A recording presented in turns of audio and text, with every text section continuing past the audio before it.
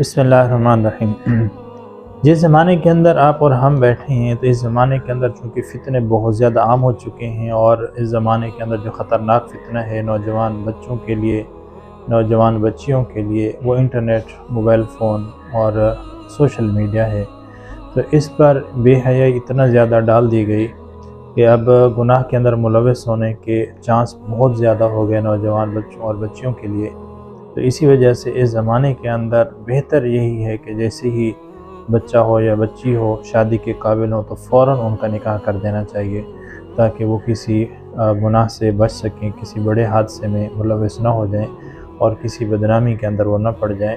तो इसी वजह से एक तो निकाह करना सुन्नत भी हो गया, और दूसरा ये हो गया कि गुनाह से भी बचने का एक बेहतरीन तरीका है। और नबी करीम सल्लल्लाहु अलैहि वसल्लम इरशाद फरमाया कि जो बंदा निकाह कर लेता है, तो वो अपना आधा ईमान मुकम्मल कर लेता है और बाकी आधे ईमान की वो फ़िक्र